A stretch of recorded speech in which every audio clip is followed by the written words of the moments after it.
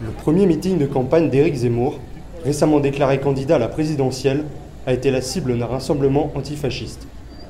Plusieurs centaines d'individus, appartenant au groupuscule Action Antifasciste Paris-Banlieue, se sont rassemblés à la sortie de la station du RER B au parc des expositions de Villepinte.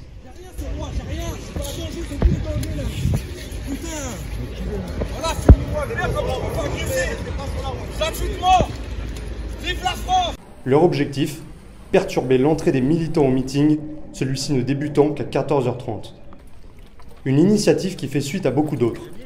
Depuis la manifestation prévue initialement entre Barbès et le Zénith de Paris par de nombreux collectifs et syndicats, jusqu'à la volonté de Stéphane Troussel, président PS du conseil départemental de Seine-Saint-Denis, d'interdire l'événement.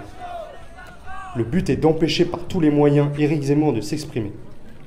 Une atteinte au débat public et à la liberté d'expression que dénoncent ses proches et les organisateurs de l'événement.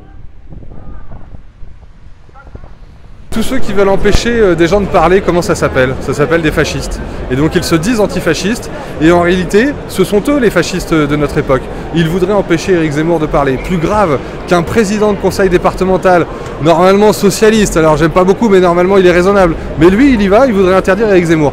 Je crois que le monde qui est présent aujourd'hui démontre que personne ne nous empêchera de parler. Les forces de police présentes sur place ont été particulièrement attentives à ce que le rassemblement Antifa ne dégénère pas.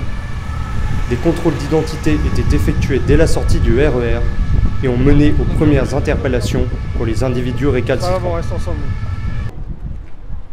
Les Antifa étant particulièrement connus pour leurs actions violentes, la brigade de répression de l'action violente motorisée, la Brave M, était engagée sur place. Ces unités ont alors réussi à cerner un premier groupe d'Antifa dans une ruelle adjacente. Des renforts sont alors arrivés afin de contrôler le reste des manifestants. Selon une source policière, l'opération a finalement donné lieu à 39 interpellations.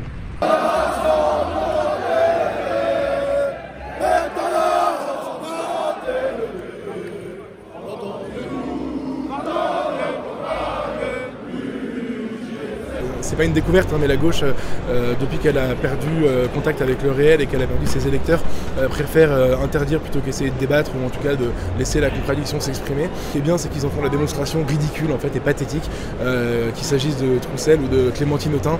Ils sont en train de prouver tout simplement ce qu'ils sont et c'est très bien que tout le monde s'en rende compte. Le rassemblement Antifa n'a pas semblé inquiéter outre mesure les militants présents au meeting. Il y en a un qui m'a demandé avec un air un peu véhément, on va dire, si je vais au meeting. Je lui ai dit, dis-moi vite, qu'est-ce que tu veux, qu'est-ce que t'attends de ma part? Bon, il m'a pas plus embêté, donc ça va. Voilà.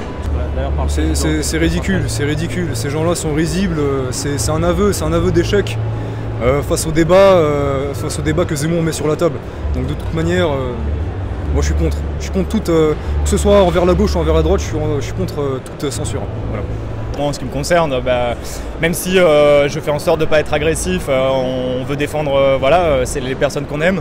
Donc moi j'ai fait en sorte, pour le coup, c'est une des rares fois où j'ai dû enlever mon béret pour vraiment pas, pour être sûr de rentrer, parce que y avait des guetteurs AFA, vraiment Antifa qui étaient ici. Et voilà, donc c'est vrai qu'on les a vus.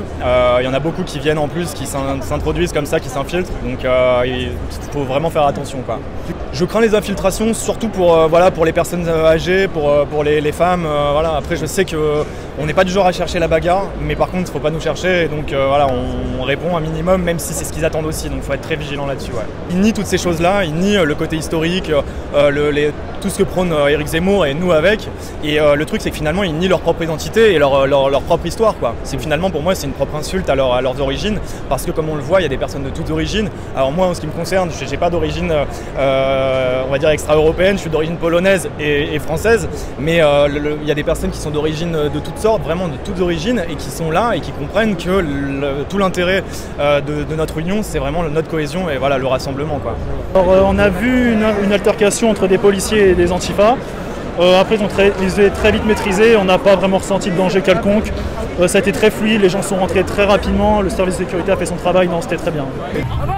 L'entrée en scène d'Éric Zemmour a cependant donné lieu à quelques tensions, dues au mouvement de foule et au peu d'espace prévu dans les allées.